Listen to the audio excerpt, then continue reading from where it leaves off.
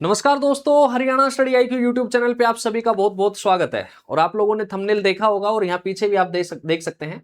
हरियाणा में सरस्वती बहेगी, पर्यटन बढ़ेगा। सरस्वती नदी की जब हम बात करते हैं तो सरस्वती नदी जो कि आज विलुप्त हो चुकी है, लेकिन सरस्वती नदी का हरियाणा के साथ गहरा संबंध रहा है।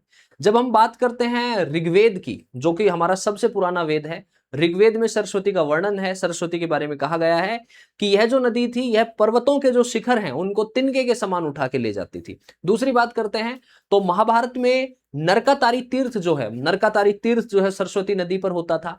और जो महाभारत की रचना की श्री वेदव्यास जी ने, तो वो भी सरस्वती नदी के किनारे पर ही बैठकर की थी। लेकिन सरस्वती विलुप्त होगी, उसके बारे में इतिहासकारों के अलग अलग मत हैं।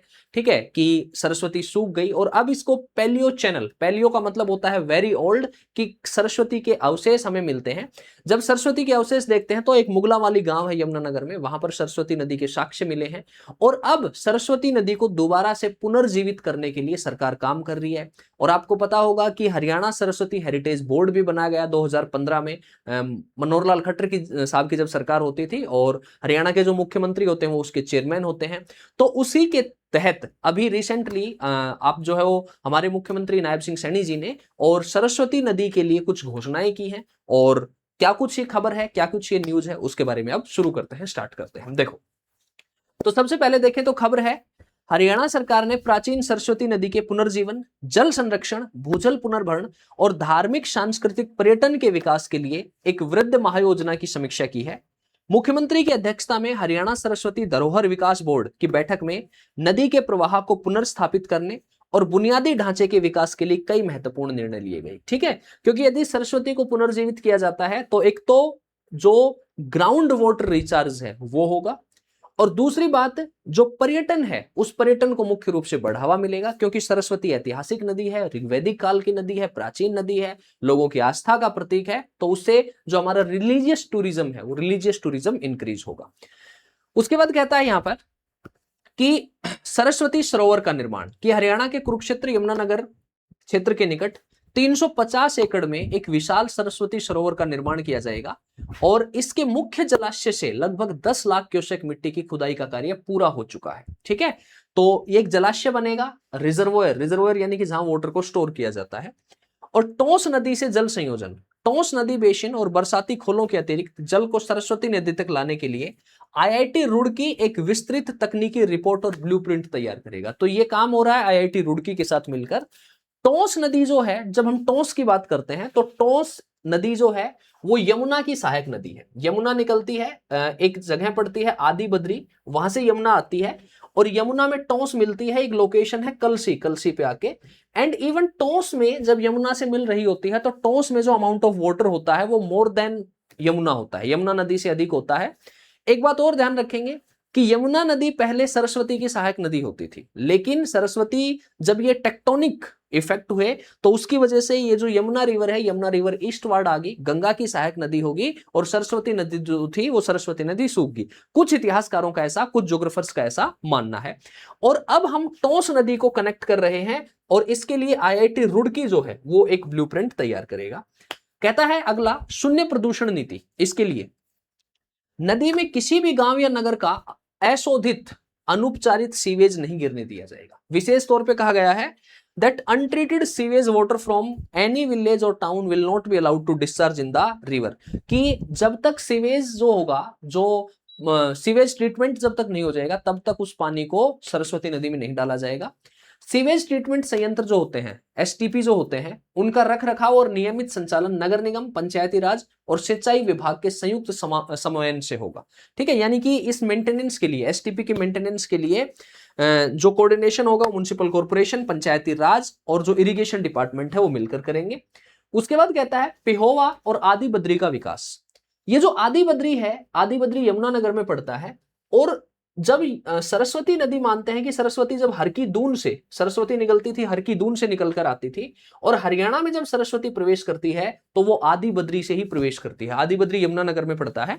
और इसके पिहोवा में प्राची सरस्वती सहायक नदी का सौंदर्यीकरण होगा, आधुनिक घाट पुलों का निर्माण होगा, मंदिरों का जीर्णोद्धार होगा और एक म्यूजियम स्थापित करने हेतु 56 करोड़ का बजट प्रस्तावित है। ठीक है, यानी कि हम कह सकते हैं कि जो सरस्वती नदी है उसके लिए बजट है 56 करोड़ का, और यह है कि पेहोवा में सेनिसा झील है, आपको पता होगा, और यहीं पर नजदीकी पड़ती है, और सरस्वती का पाथ है, सरस्वती का रास्ता है ये। तो इस पूरे रास्ते पे आधुनिक घाट, सौंदर्यीकरण, पुलों का निर्माण और मंदिरों का जीर्णोद्धार, ताकि टूरिज्म बढ़ सके, डेवलप हो सके। आदि बद्री क्षेत्र में बराज निर्माण कार्य को समयबद्ध तरीके से पूरा करने के निर्देश दिए गए हैं। सरस्वती नदी और टोंस नदी के बारे में अब कुछ महत्वपूर्ण तथ्य देख लेते हैं। तो वैदिक एवं धार्मिक साहित्य, हमने आपको बताया कि ऋग्वेद में सरस्वती नदी को सबसे पवित्र नदी माना गया है, और इसे नदीतम, नदियों में श्रेष्ठ, और अंबिते, श्रेष्ठ माता, और देवीतमे, श्रेष्ठ देवी कहा गया है। और मैंने आपको बताया कि ऐसा माना जाता है, ऋग्वेद में ऐसा कहा गया है कि जो सरस्वती नदी है वो अति बलशाली होती थी, अति वेगवती होती थी, और पर्वतों के जो शिखर होते थे उनको तिनके के समान उड़ा के ले जाती थी, इतना विशालकाय नदी होती थी ये। और उसके बाद कहता है कि वैदिक और हड़प्पाकालीन सभ्यता, राखीगढ़ी, बनावली का विकास इस नदी के क्षेत्र में हुआ। और अब जो हरियाणा में घग्गर बहती है, घग्गर को घग्गर हाकरा भी कहा जाता है, और मानते हैं कि ये जो घग्गर हाकरा का पाथ था, घग्गर इसके पैरेलल बहती थी सरस्वती के। भौगोलिक उद्गम की बात करते हैं तो पारंपरिक और भूवैज्ञानिक मान्यताओं के अनुसार इसका उद्गम हिमाचल प्रदेश की पहाड़ियों के आदि बद्री क्षेत्र से बेसिकली हरियाणा में प्रवेश करती है। जब हम इसके उद्गम की बात करते हैं तो इसका उद्गम जो है वो हर की दून से माना जाता है, कि ओरिजिन कहां से होता था इसका ओरिजिन होता था हर की दून से। विलुप्ति का कारण जो है वो रहा टेक्टोनिक प्लेटों में परिवर्तन, टेक्टोनिक इफेक्ट रहे, रीजन रहे, और जलवायु परिवर्तन के कारण नदी के प्रतिकूल जल स्रोत कट गए, और इसका जो वाटर सोर्सेस थे वो खत्म हो गए, जिससे नदी अंततः मरुस्थल में विलुप्त हो गई। और ये नदी जाती थी कहां पर, जो है वो राजस्थान होते हुए और आगे खंबत की खाड़ी में गिरती थी। घग्गर हाकरा मार्ग की बात करते हैं। उपग्रह छवि, इसरो अध्ययन और भूवैज्ञानिक सर्वेक्षणों के अनुसार वर्तमान घग्गर हाकरा नदी तंत्र को प्राचीन सरस्वती का ही सूखा मार्ग माना जाता है। ठीक है, ये बड़ा एक्सेप्टेड बिलीफ है कि जो घग्गर है वो सरस्वती ही है, सरस्वती का जो पाथ है वही घग्गर का पाथ है।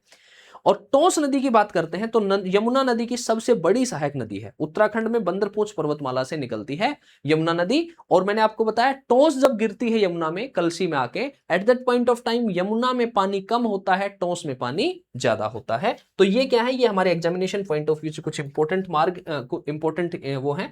और यहां से निकलती थी आदि बद्री यमुनानगर से हरियाणा में प्रवेश करती थी, और उसके बाद जो है ये होती थी, ये होते हुए और आगे राजस्थान ये नदी चली जाती थी, और फिर ये राजस्थान होते हुए यहां पर जाकर अरब सागर में नदी गिरती थी। ये सरस्वती का पुराना पाथ माना जाता है, जिसे पैलियो चैनल कहा जाता है। Paleo means very very old. ठीक है, चलो, तो ये खबर थी, ये इंपॉर्टेंट न्यूज थी आपके लिए जो हमने डिस्कस कर ली है। एंड सेशन को लाइक, शेयर और कमेंट जरूर करना, और चैनल को सब्सक्राइब कर लेना।